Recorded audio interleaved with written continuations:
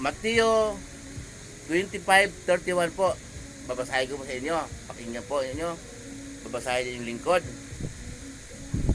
Sa maluwalhating pagdating ng anak ng tao, kasama ang lahat ng anghel, uupo siya sa trono ng kaluwalhatian. Titipunin sa harapan niya ang lahat ng bansa at sila'y kanyang pagbukod-bukurin tulad ng ginawa ng pastol sa kanyang mga tupa at mga kambing. Ilagay niya sa kanyang kanan ang mga tupa at sa kaliwa ang mga kambing. Ayan po. Yung sinasabi po dito na anak ng tao, si Jesus yan. Kasi nagkatawang tao siya, pinanganak ni Maria. Pero Diyos siya. Ito po yung paghuhukom. Ito po yung paghuhukom. Ilagay niya sa kanyang pagbubukurin niya tulad ng mga pastol, ang mga tupa at ang kambing. Ilagay niya sa kanyang kanan ang mga tupa at sa kaliwa naman yung kambing. Okay, yung kambing po, yun yung mga pagod sa impyerno. Hindi yun anak ng Diyos, ha? Hindi lahat ng tao po anak ng Diyos. Yung tupa po, yun ang mga anak ng Diyos. Yun ang ibig kong sabihin noon. Yeah. Pagtanong din po kayo sa mga expert, yung totoong mga nagbabasa ng Bible, magbasa rin po kayo para maunawaan po ninyo kung ano sasabi yung lingkod para hindi niyo ako mahatulan. Pagkatao ko po pwede hatulan, pero yung salita ko na galing sa Bible ay hirap po. Nasa inyo po yung hatulan ninyo. Pero ilaktaw ko po, ha, doon sa Mateo pa rin. Mateo 25:41. Kanina 31 yung binasa ko. 25:41. Ganito po, nung napili, mayroon siyang napili. Ganito po. Sasabihin naman niya sa mga nasa kaliwa. Yung mga kambing to, sa kaliwa. Lumayo kayo sa harapan ko. Okay? Lumayo kayo, doon kayo sa apoy na di namamatay na ihanda para sa diablo at sa kanyang mga kampon. Apoy, impyerno po yun. Hindi po totoo pala na si Satanas, yung diablo, ibig sabihin yung diablo, Satanas. Hindi po totoo pala na si Satanas ang boss sa impyerno. Yung palang impyerno po, ginawa ng Diyos para sa kanya. Inihanda ng Diyos yan para sa Satanas, yung impyerno at sa kanyang mga alagad.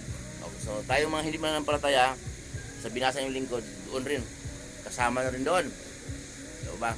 Kaya po nung pumisa may nakausap po ako, sabi, bakit siya hindi nakarma, si Proy? Habang masama siyang tao, ang dami niya naging kabit nung bata pa siya, ang dami niya naanakan, tapos pinabayaan niya, nagkalat, parang pusa. Kasi bad yan, abusado yan. Ang samang ugali, pero hindi nakarma. Sabi ko, ano ba karma? Wala namang karma sa Biblia. Tandaan po niya, walang pong karma. Sa turo ni Jesus. Okay? Yung pong mga nakaratay ay anak po ng Diyos yan. Kaya po ginawa ng Diyos yan. Gusto ng Diyos na bago siya mamatay, matawag sa Kanya.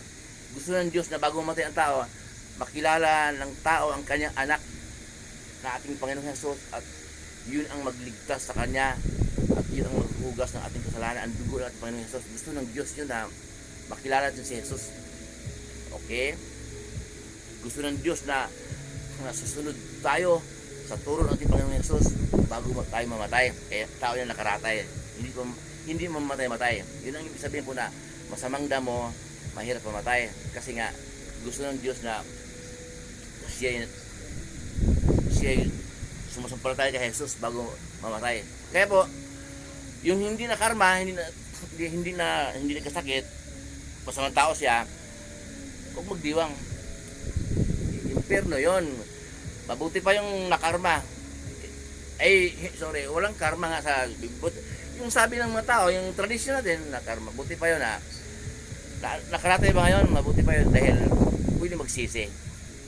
Kung ayaw magsisi talaga, hindi niya pansin yung panawagan sa kanya ng Diyos na magsisi siya bago siya mamatay, impyerno din siya. Kaya po, wag po tayong salita ng gano'n na sabi nila masama ako.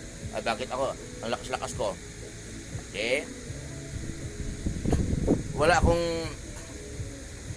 akong problema, anday kong pera. Hanggang ngayon, nagana ako. Huwag po ganon, ha? Huwag magyabang. Kasi ang tao, pwedeng mamatay, mabangutin, maaksidente. Yun, doon ka na talaga, hanggang doon ka talaga. Pero, ang parusa po ng Diyos, impyerno, ay binasa yung lingkod po. Impyerno at langit. Wala pong purgatorio. Yun ang parusa po ng Diyos. Pagka tayo'y pinarusahan ng Diyos, nagkakaproblema, laki na problema mo, kasi nga, gusto ng Diyos na tatawag din sa Kanya. Yun. Minsan may problema yung tao, pinagtawanan ninyo. Ayan, nakarma na yan. Hindi walang karma. Mahal ng Diyos yan, kaya bigyan problema. Kasi gusto ng Diyos, lahat tayo tatawag sa Kanya. Okay? Diyos Ama na makapangyarihan sa lahat, sa pangalan na yung anak na aming Panginoon Jesus, patawanan po ako sa aking mga kasalanan. Ako yung isa sa anak mo na naligaw. Okay? Kailan banggitin natin ang pangalan ng kanyang anak na ating Panginoon Jesus? Kasi po, yun ang turo ni Jesus. Sabi ni Jesus, pumiling kayo sa Ama sa aking pangalan at ibigay niya yon. Okay? Iba kasi diktahan lang, di. Ayaw na ng Diyos ganun kasi nga nung panahon yun ng Old Testament, ngayon kaya pinadala niya ang kanyang anak na ating Panginoon Jesus upang kung sino man ang sumasampalataya sa Kanya ay hindi mapahamak, hindi magkaroon ng buhay na walang hanggan. Muli po yung lingkod, si Chef Roy. Mabuhay pa kayo, iingatan po ng Diyos kahit saan kayo pupunta, samahan kayo ng Diyos sa mga trabahong pinasukan ninyo, kahit anong negosyo na pinagkitaan ninyo, o ayon sa kalooban ng Diyos, pagpapalain po kayo ng Diyos.